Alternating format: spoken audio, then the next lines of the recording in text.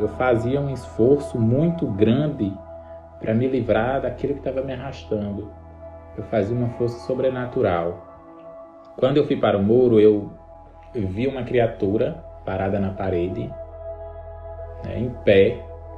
Eu senti mãozinhas geladas tocando meu rosto, duas mãozinhas geladas assim, pegando na bochecha, aquele toque, né? Meu amigo me vê assim, procurando o que estava acontecendo. E aí quando eu olho para o horizonte, eu vejo um objeto voador não identificado, de tom laranja. Ele não estava muito alto e 14 segundos, 15 segundos, ele faz um percurso numa velocidade extraordinária, entra nas nuvens e desaparece. Mas quando eu olhei fixamente nos olhos daquela criatura, eu senti coragem. É como se ela estivesse mandando uma mensagem e dissesse: você não precisa ter medo. Eu enchi o peito, né, joguei os braços para trás, como se dissesse: se você vir, você vai levar, viu?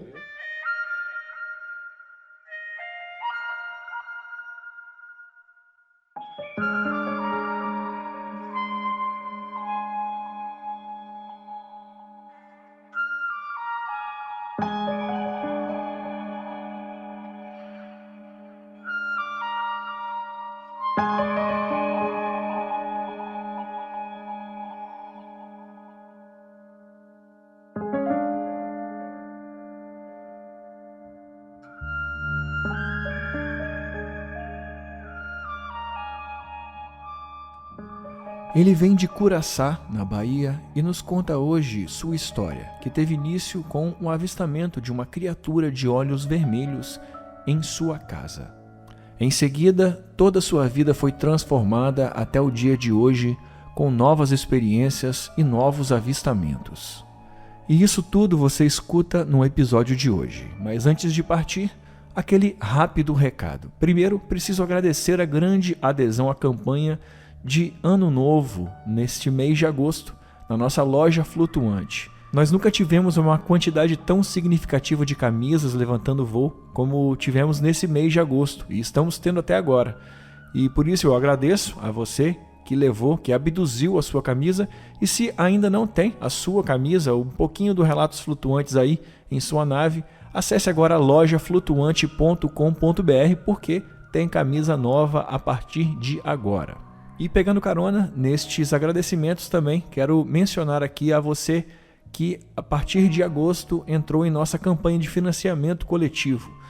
Nós somos um programa colaborativo, né? Nós dependemos do relato, mas nem todo mundo tem relato e às vezes a pessoa ela quer ajudar o podcast a se manter, e por isso nós criamos o nosso financiamento coletivo. E se você quer ajudar o programa com R$5 ou mais, acesse apoia.se/relatos flutuantes. E olha, além de você nos ajudar, você ainda recebe episódios exclusivos, você pode entrar no nosso grupo no Telegram. Assim que você assina a campanha no Apoia-se, imediatamente aparece um convite para entrar em nosso grupo e ali já fica disponível os episódios exclusivos, desconto na loja flutuante, inclusive, para cada faixa tem um desconto exclusivo. E vou te lembrar também que na próxima semana já tem mais um episódio exclusivo chegando. Então eu agradeço a você que já faz parte, que entrou agora em agosto. E se ainda não é um apoiador, considere se tornar também um apoiador dos Relatos Flutuantes.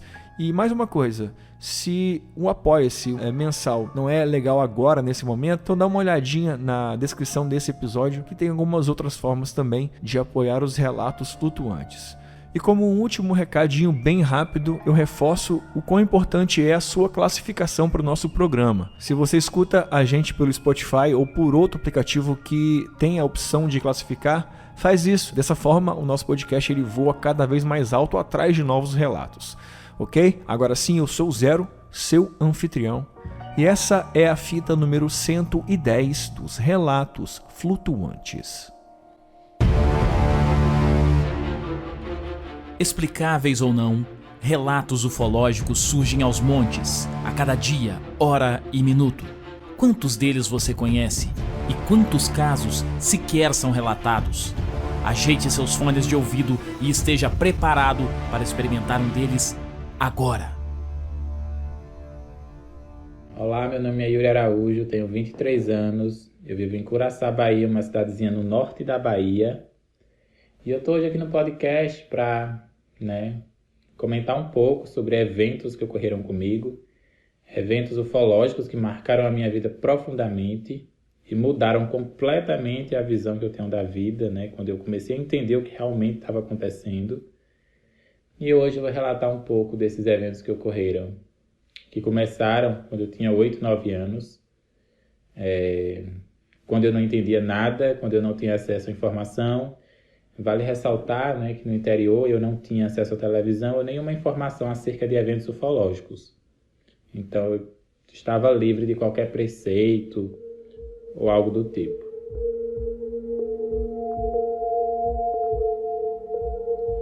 O primeiro evento ocorreu em uma certa noite, após o falecimento de minha avó, que foi em julho de 2005. Há uns 4 ou 5 meses depois, a casa ficou só para mim, para minha mãe. Meus tios foram embora após o falecimento de minha avó. A gente tinha jantado, minha mãe estava lavando os pratos e eu fui para o muro. Quando eu fui para o muro, eu vi uma criatura parada na parede, em pé. Eu olhei fixamente nos olhos dela, eu não entendia o que estava vendo, eu não sabia o que eu estava vendo, mas quando eu olhei fixamente nos olhos daquela criatura, eu senti coragem. É como se ela estivesse mandando uma mensagem e dissesse: você não precisa ter medo.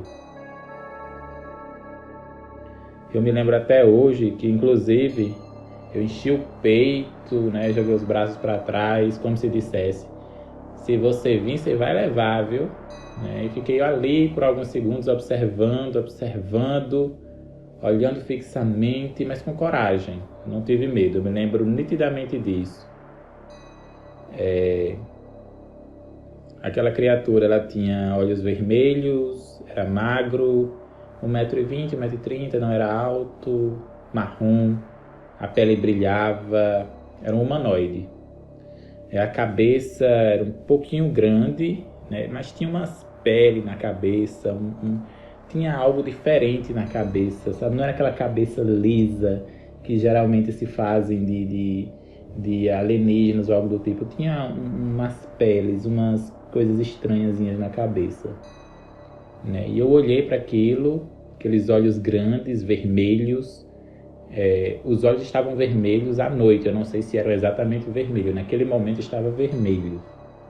Fiquei olhando, a pele brilhava bastante, parecia... Sabe quando uma pessoa passa creme de pele? Parecia que tinha passado creme de pele assim na pele, a pele brilhava bastante. Acho que o fato que eu mais lembro são os olhos e a pele que brilhava bastante. Não entendi nada do que tinha visto, fiquei ali, olhei, sem entender o que eu tinha visto completamente, não entendia nada do que eu tinha visto. Me recordo também que no dia que ocorreu esse fato, tinha um circo na minha casa, Eu tenho a minha casa, atrás da minha casa tinha uma chácara. Atrás da chácara tinha um limpo, e tinha um circo que vinha passar temporadas nesse limpo, Me recordo perfeitamente, na época, o burburinho das pessoas dizendo, inclusive, que tinha bicho, tinha animal nesse circo. Me recordo perfeitamente.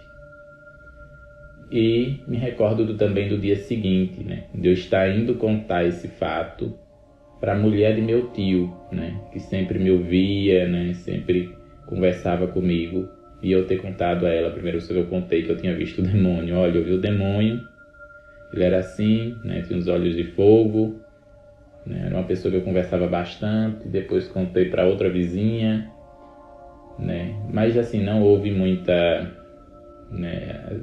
a imaginação de criança fértil, basicamente isso. Eu me lembro muito pouca coisa da minha infância, mas esse fato é inesquecível. Vale ressaltar que na minha casa não tinha televisão na época, a gente vivia no interior, uma cidade muito pequena, então na época a gente não tinha acesso à televisão, eu não tinha acesso a nenhum conteúdo desse tipo naquela época.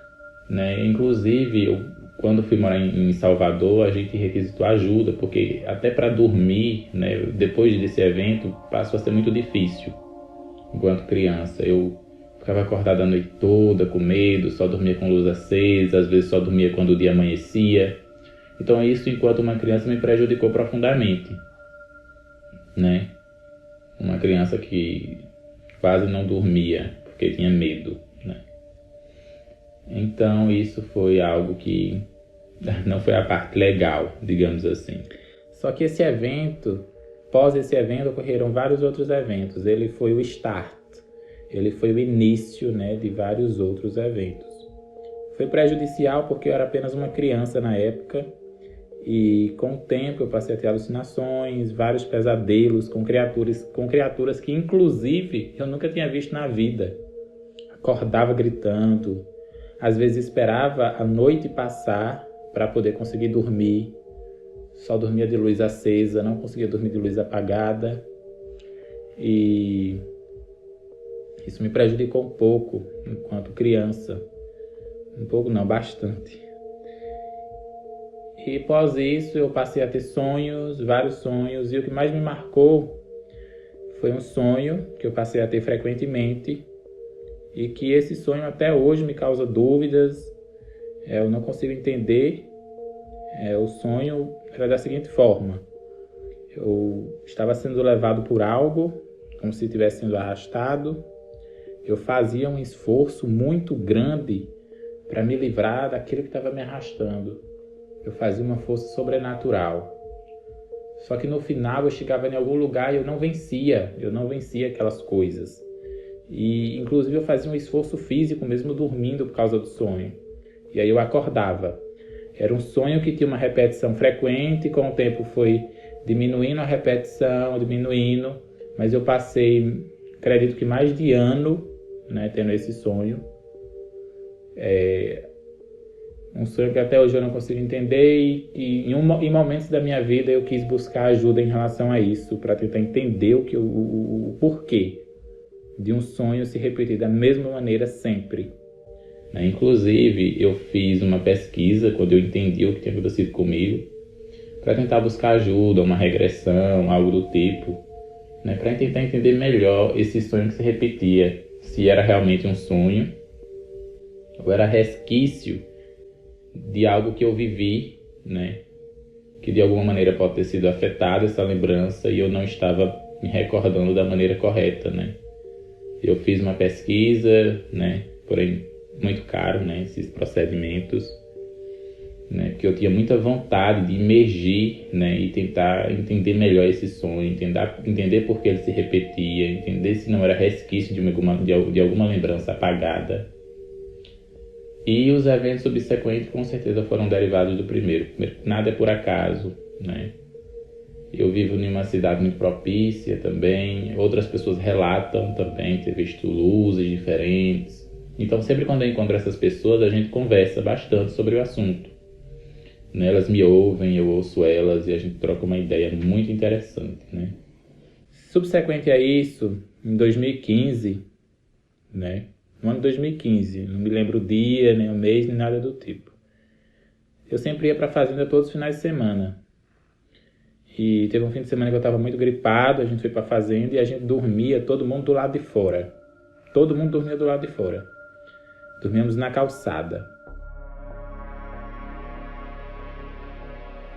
E minha família dormiu toda, família, amigos, dormiu toda com a cabeça virada para casa e eu com a cabeça virada para o horizonte, porque eu estava muito gripado. E aí no meio da noite, enquanto eu estava dormindo, eu senti mãozinhas geladas tocando no meu rosto, duas mãozinhas geladas assim pegando na bochecha. Aquele toque, eu levanto atordoado, procurando o que era, né? Meu amigo me vê assim, procurando o que estava acontecendo. Ele não teve muito interesse, voltou a dormir. E aí quando eu olho para o horizonte, eu vejo um objeto voador não identificado, de tom laranja.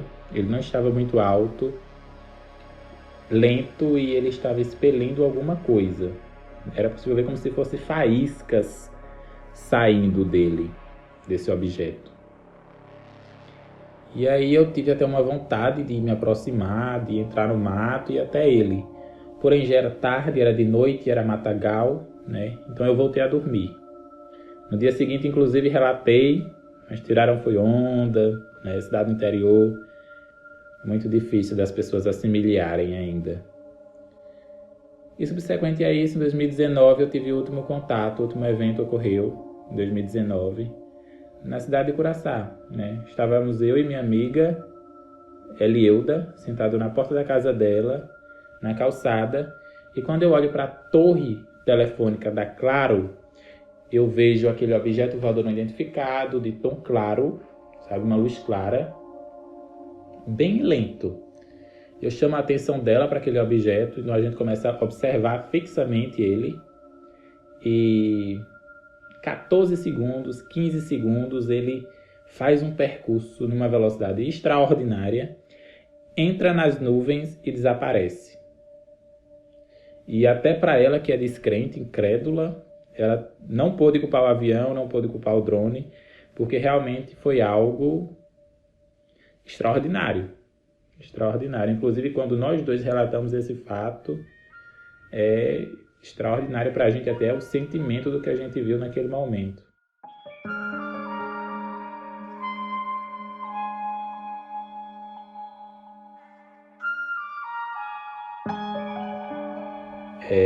Esses eventos marcaram a minha vida profundamente, mudaram a minha visão de mundo, mudaram como eu vejo tudo.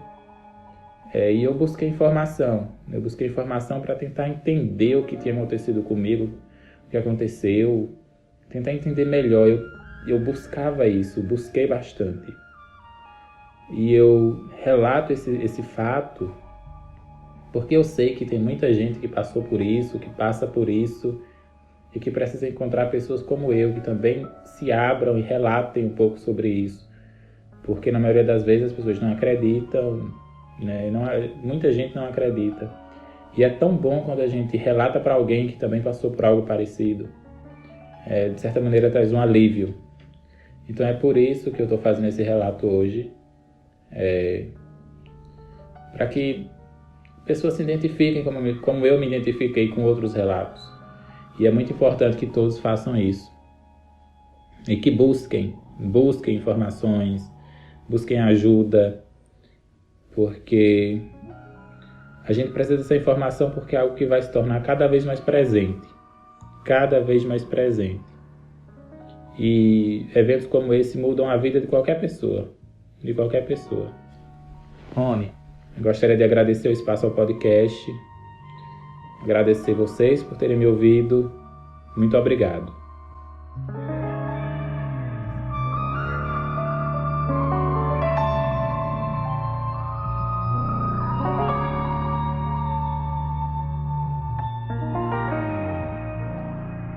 Muito bem, esse foi o relato do Yuri de Curaçá, Bahia, e aqui eu vou deixar um apelo. Se você é também dessa região ou conhece alguém dessa região, indica o nosso programa. De repente nós encontraremos mais relatantes dessa área e poderemos somar aqui nesse programa.